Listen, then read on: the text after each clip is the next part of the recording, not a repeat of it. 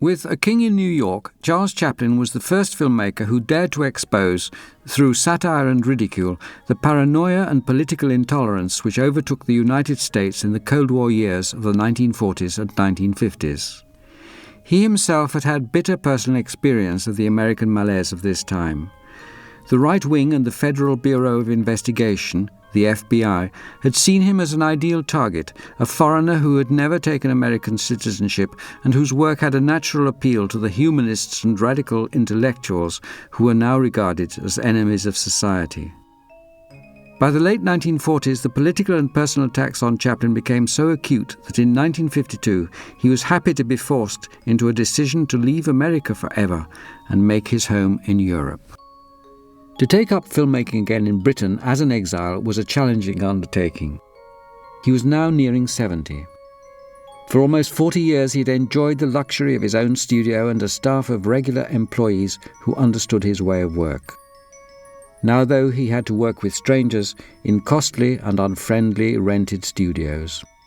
In the old days he could take all the time he wanted, trying things over and over again until he got them to his satisfaction. Now every minute cost money. Under such pressure, Chaplin completed shooting A King in New York in what was for him a record time of only 12 weeks, but the film shows the strain. The story is set in New York, but Chaplin was obliged to use London locations, which are often less than convincing.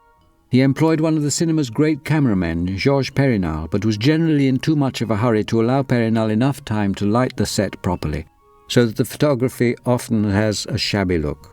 The script, too, would have benefited from a good editor. In his satirical view of America, Chaplin takes on too many targets: widescreen movies, television commercials, cosmetic surgery, social pretensions, and a lot more.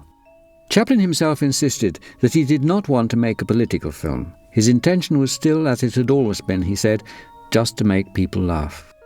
Yet at the centre of this imperfect film is a fierce and effective comic essay on political intolerance and its ultimate victims. Chaplin plays the main role of King Shardov, who flees to New York after a revolution in his Middle European kingdom, intent on a campaign for the peaceful use of nuclear energy. Unfortunately, his crooked prime minister makes off with the royal treasury, forcing the king to earn money by such demeaning stratagems as acting in television commercials. Visiting a progressive school, the king makes the acquaintance of Rupert, a small boy whose parents are left-wing activists. Later, he meets Rupert again when the boy runs away from school to avoid interrogation by the Un-American Activities Committee. The FBI pursue the boy, and the king finds himself before the committee. His appearance is a fiasco. He gets caught up in a fire hose and soaks the committee. Later, he meets Rupert again. The once spirited child is now cowed and ashamed. He has been tricked by the FBI into naming names, into acting as an informer against his parents' friends.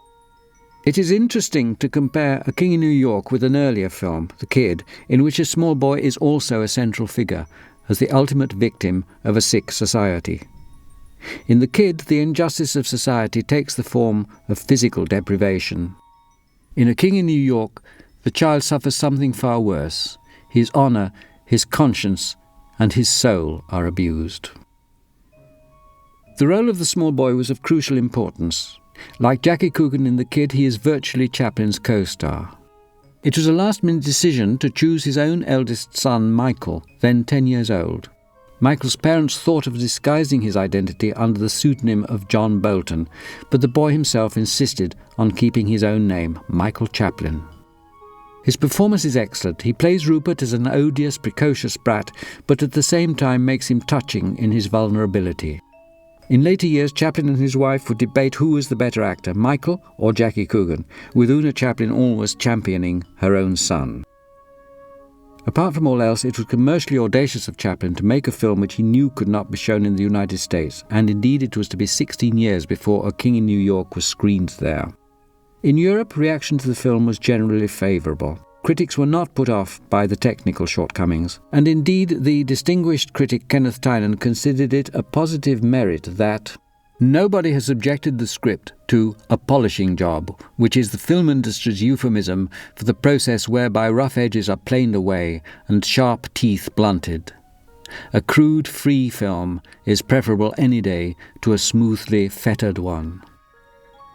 In A King in New York, Chaplin, unlike his contemporaries in Hollywood, was definitely and fearlessly unfettered.